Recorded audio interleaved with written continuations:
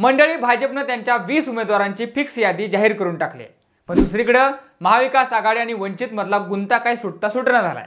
अगदी मवियासोबत जायचं की नाही इथपासून सुरू झालेली तणातंडी आता पाक निवडणुकांच्या तारखा जाहीर झाल्या तरी मविया वंचितची गाडी जागा वाटपावरच अडून बसली आहे। पण नेमकं दोघांपैकी नेमकं कोण अडील तट्टूपणा करतंय? महायुतीसारखा तगडा विरोधक समोर असताना मविया आणि वंचित पैकी नेमकं कोण आडमुठेपणाची भूमिका घेतंय त्याचा घेतलेला हा सविस्तर आढावा।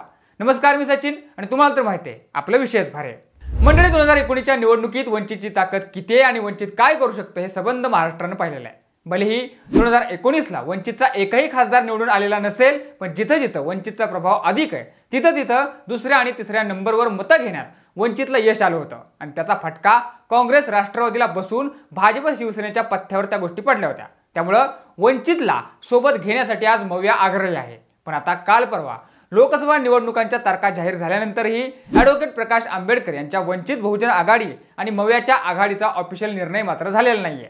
वंचितनं मुद्द्यांचा दिलेला प्रस्ताव आणि जागा वाटपावरून दोन्ही बाजूंनी विसंवाद वाढलेला आहे। वारंवार एकमेकांवर टीका करण्यापलीकडे त्यांच्यातला तिढा काही सुटेना झालाय। खरं तर मतविभाजन टाळण्यासाठी मवियाकडून वंचितला सोबत घेण्याचे प्रयत्न सुरू आहेत। वंचितही मविया सोबत जाण्यासाठी इच्छुक असल्याचं वारंवार जाहीर करतं। मग घोडं अडलं कुठे हा खरा प्रश्न आहे। आता जर वंचित बहुजन आघाडीनं लोकसभेसाठी 17 जागा मागितल्याच्या चर्चा मवियाच्या गोटातून ऐकू येत आहेत। दरम्यान आता वंचित अडेल तुट्टूपणाची भूमिका घेतंय असा सूर मवियाचे नेते आळवताना दिसत आहेत। तसेच लोकसभा निवडणुकीचा कार्यक्रम जाहीर झाल्यानंतर महाविकास आघाडीने वंचित बहुजन आघाडीच्या विरोधात असलेला बचावात्मक पवित्रा बदलून आता थेट आक्रमक भूमिका घ्यायला सुरू केली आहे असं म्हटलं जात आहे।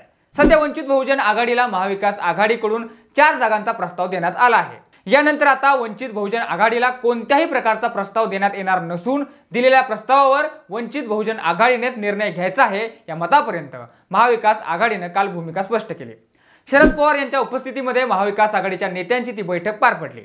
पुढे त्या बैठकीमध्ये महाविकास आघाडीच्या जागा वाटपावर खल करण्यात आला। दरम्यान यंदाच्या निवडणुकीमध्ये शरद पवार गट 10 ते 12 जागांवर निवडणूक लढवणार असून काँग्रेस 16 ते 18 जागांवर निवडणूक लढवण्याची शक्यता आहे। दरम्यान वंचितच्या अटी शर्तीने आणि भूमिकेने हैराण झालेल्या महाविकास आघाडीनं वंचित शिवाय निवडणुकीच्या रिंगणात उतरण्याचा निर्णय घेतलाय का अशी सुद्धा चर्चा आता वर्तवली जाते। पण वंचित सोबतच्या आघाडीबद्दल संजय राऊतांना विचारलं असता ते म्हणाले की आमची त्यांच्याशी प्रस्तावासंदर्भात चर्चा सुरू आहे। संविधान संकटात असताना सर्व समाजाने एकत्र यावे हीच वंचितची देखील भूमिका आहे।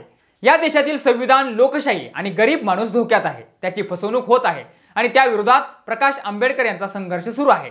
चारशे पारचा नारा भाजपचा आहे, त्यांना थारा मिळू नये म्हणून विरोधी पक्ष एकत्र येत लढा देत आहेत।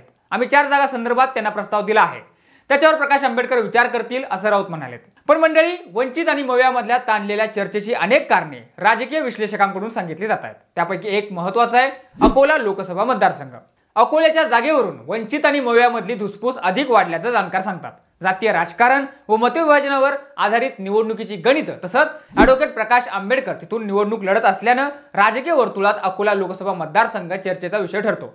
मग वंचित बहुजन आघाडीच्या ॲडव्होकेट प्रकाश आंबेडकरांनी राज्यभर मोठ्या सभा घेऊन मवियाच्या नेत्यांच्या चिंतेत भर टाकली होती। सोबतच राज्यातील विविध 27 मतदारसंघांमध्ये वंचित आघाडीने लक्ष केंद्रित केल्याचं त्यांनी स्पष्ट केलं होतं। पुढे 4 मुद्द्यांचं पत्र वंचितनं मवियाला देऊन किमान समान कार्यक्रमाचा आग्रह धरला। पण जागा वाटपावरून मुळात मवियामध्येच अंतर्गत वाद आहेत। मवियाच्या नेत्यांनी देऊ केलेल्या जागा पडणाऱ्या असल्याचं कारण पुढे करून वंचितनं त्या जागा नाकारल्या। त्या सर्व पार्श्वभूमीवर वाद वाढला। दोन्ही बाजूनं बोलाचालीचा चेंडू एकमेकांच्या कोर्टात टाकण्यात येतो, पण अद्याप त्यावर दोन्हीकडून तोडगा निघालेला नाही। शेवटी अकोल्यात ॲडव्होकेट प्रकाश आंबेडकर यांनी स्वतःची उमेदवारी जाहीर करून टाकली। शेवटपर्यंत मवियासोबत जाण्याचे प्रयत्न राहतील असं देखील त्यांनी स्पष्ट केलं।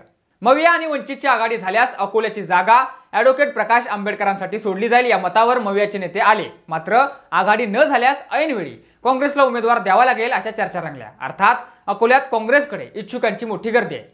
राजकीय परिस्थिती व सामाजिक समीकरण बघता अकोल्याच्या परंपरेनुसार पुन्हा एकदा तिरंगी लढत होण्याची तिथे चिन्हे आहेत।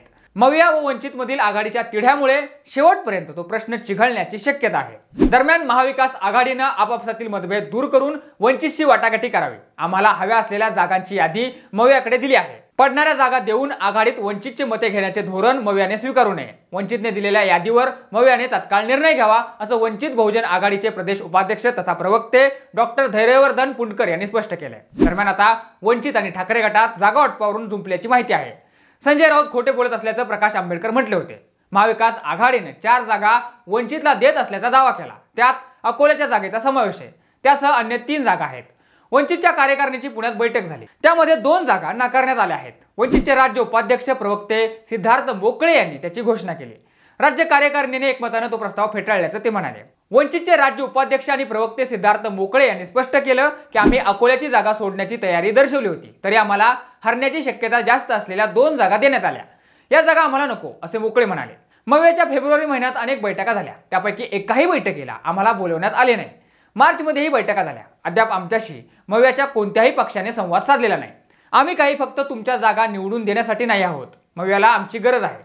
वंचितचा मतदार त्यांना हवाय, पण वंचितचा उमेदवार नको, म्हणून पडणाऱ्या जागा द्यायच्या हे धोरण योग्य नाही अशी टीकाही मोकळे यांनी केली।